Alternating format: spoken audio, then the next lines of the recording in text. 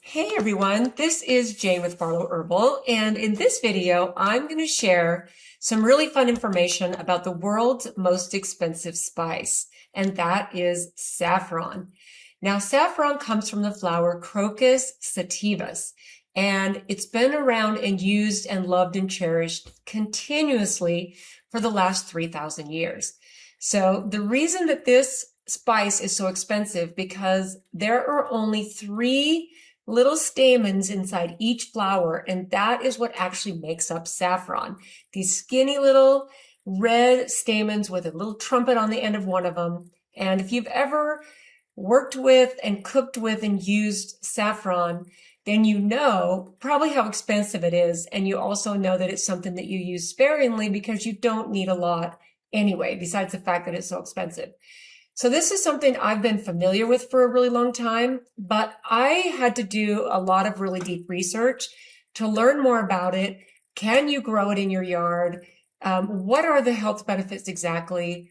Where does it originate from? And so in front of me, I've got a whole bunch of notes and things that I'm going to refer to because this is a plant that I've just recently learned I can plant probably in a pot in my yard where I live here in Utah.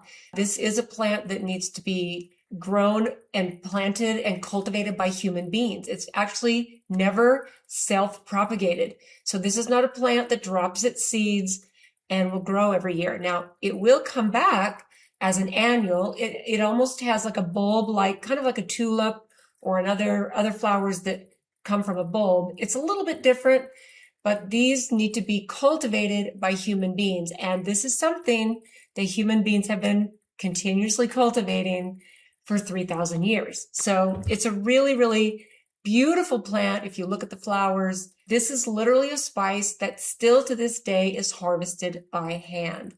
Every flower, those little stamens, those 3 little stamens get carefully picked, they get dried, and then this is why you buy saffron in little teeny tiny jars or packages. And I've got some great information on how to make sure and tell that you're getting real saffron, because there are places out there that will fake this spice because it is so loved and so cherished and so expensive.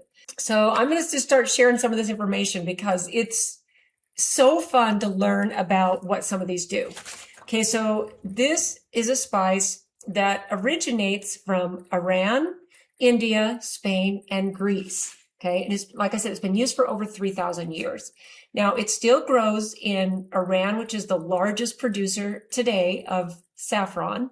India, Spain, and Greece. It still grows in all these places. From my perspective, this is not something that, unless you really love to grow these, to harvest the little spice that comes from these, this is something really beautiful to grow in your yard simply because of how beautiful it is. Now, one of the things that I didn't realize about growing this is that it has a really short growing season. In fact, you actually plant it in the late summer or the early fall. It blooms in the late fall and then it goes dormant. So it's a dormant during the summer plant, and you actually are going to even plant it at the end of the summer, which is an interesting flower to plant. And I think what it will do is actually bring color and beauty to your yard. When, you know, if you think about daffodils and tulips, they bloom early in the spring. In fact, it's first part of April here where I'm filming this. And already my daffodils and my tulips are already starting to have their blooms are almost gone.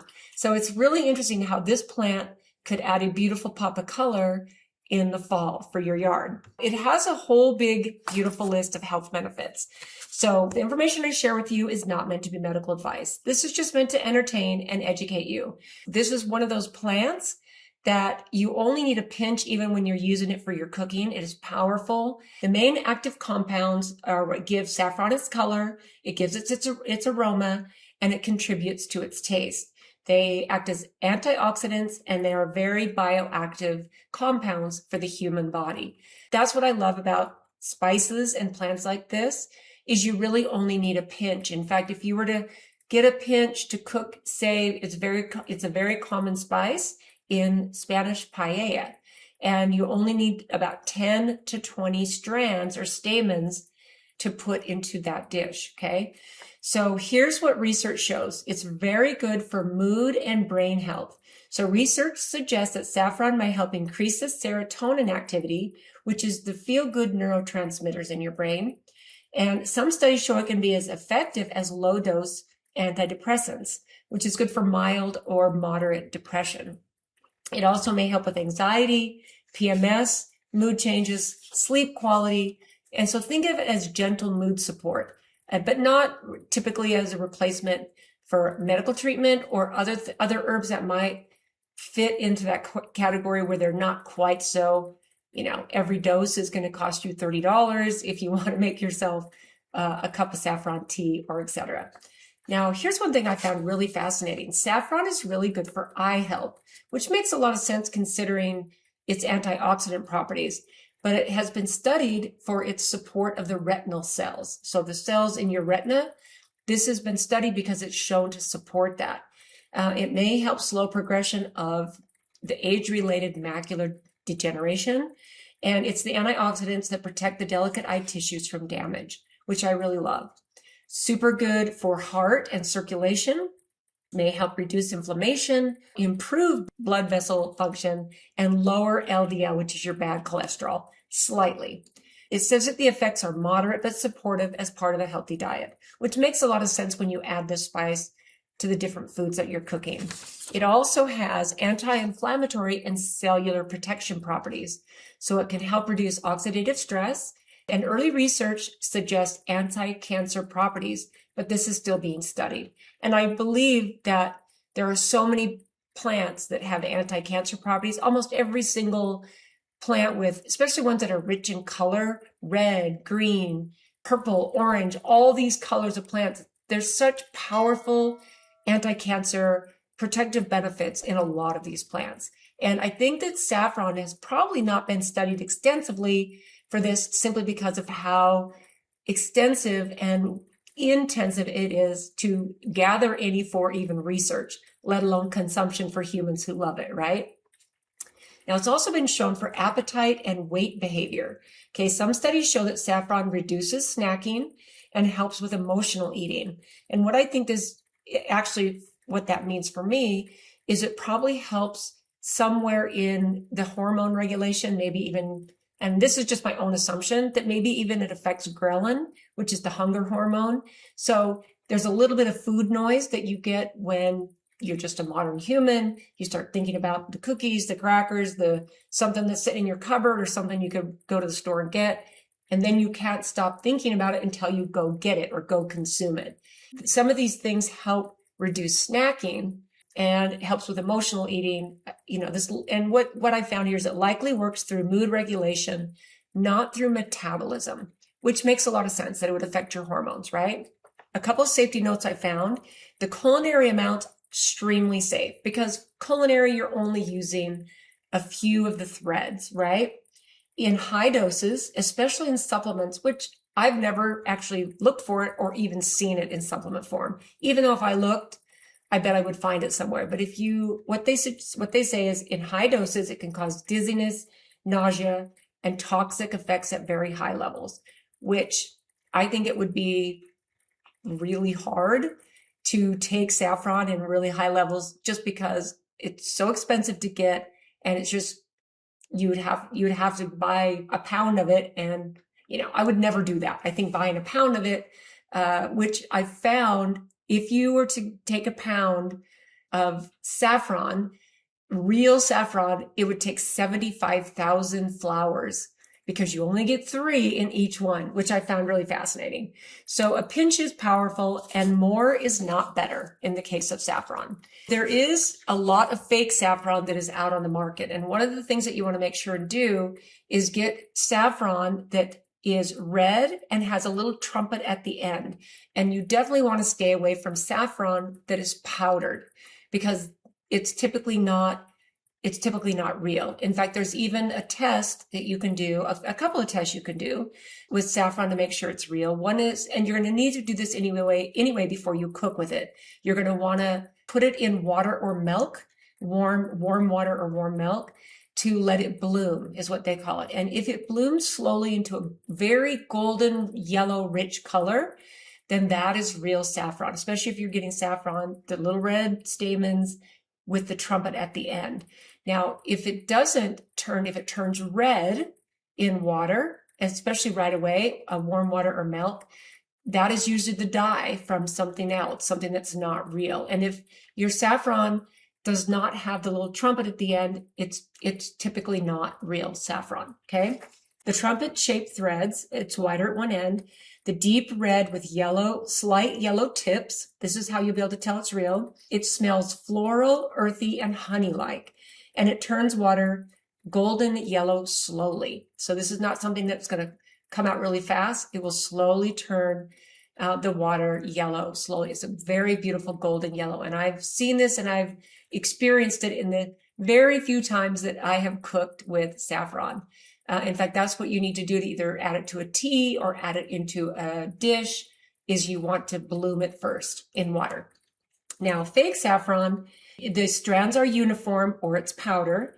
It's got a bright artificial color. It instantly dyes water red, or it has little to no smell, which I think is really, really, really important to pay attention to if you're going to be spending the money to buy real saffron, okay? So always buy whole threads and not the powder. How to use saffron correctly. So the most important step is the blooming. Crush the threads lightly, soak in warm water or milk for 10 to 20 minutes, and then add the liquid to your dish. Never add dry saffron directly because it wastes the flavor. Okay, very, very important. Use small amounts. A pinch is only 10 to 20 threads, so you don't need to use very much. Common foods that use saffron are Spanish paella, Indian desserts and other Indian dishes, Iranian saffron rice and tea, and Italian risotto. All will use small amounts of saffron. And I will say I've consumed saffron in dishes in restaurants much more than I have consumed it by something I've cooked or made at my own house. But this does motivate me to experiment a little bit more with the amazing saffron. So growing saffron at home. So I'm going to share you a few tips with this, because even though I mentioned that a little bit earlier, I do think this is something really, really fun. And I'm going to experiment with that this year in pots, because this is something you can kind of move around. It likes full sun, like about 6 hours. So let me share this with you. This is really super interesting. So can you grow saffron at home? And this is Crocus sativus is the name of the flower. And I'll put that below the video. Yes, if your conditions are right, okay? So it needs full sun, it needs well-drained soil, which is very important, and dry summers and cool winters. The good news is for most people in the US, it grows well in most regions, including much of the Western US. It grows from what's called a corm, C-O-R-M, which is a bulb-like structure. You plant it in the late summer, it blooms in the fall, and it goes dormant in the summer. Fascinating, right? So the challenges are this. It only has a small yield, especially if you're going to be growing it for the spice, 3 threads per flower. It's got a short harvest window and it requires careful harvesting. So I like to think of this as like a specialty or a harvest kind of a crop. If you're going to plant this for using the saffron, which would be super, super fun. So, or you can simply plant it because it's such a beautiful flower to have, making your yard or your home beautiful. So here are some quirky facts, and this is how I'm going to end this, because this is such a fun spice to talk about and learn about, possibly grow, but start incorporating it into your cooking on not necessarily a regular basis just because it's so expensive, but on a here and there special occasion. If you're learning how to make a special dish that might be traditional in other cultures, this is a super fun spice to add. So here are some really fun, quirky facts. It's the most expensive spice in the world. It's harvested at dawn. It was used as a royal dye in ancient times. It grows under UV light, which is cool. It was traded along the ancient Silk Road routes, and very interestingly, it's toxic at high doses. So to sum it up, here's what I wrote. Saffron is a rare spice made from a tiny red threads inside of a flower. It's been used for over 3,000 years for food, medicine, and dye. It's extremely expensive because each flower only makes 3 threads and everything is harvested by hand and must be soaked before using. It can even be grown at home, but only in the right conditions. So I would love to know what you think about saffron. This is something that whenever I am getting ready to do the herb of the week, I'll kind of talk to a couple people on my team and say, hey, what should I do this week? What should I focus and spotlight and teach about? And over the last couple of years, probably Alexa, my amazing team member, she has a couple times mentioned, why don't you do saffron? And to me, this is such a fun spice to learn about. In fact, last week, if you go back where this is going to live on YouTube, last week my herbal video was on calendula, and the little flower petals of calendula has been known as poor man's saffron. And so I thought, okay, I am going to do saffron this week, and I've had so much fun learning about it. And I would love to know what your favorite thing about saffron is. If you use it in your cooking, have you grown it in your yard? Maybe you've never ever used it, but you've heard about it, but it was just maybe a little bit out of your price range, or maybe it was just intimidating because what do you do with it, right? So let me know what you think in the comments, and we will see you next time.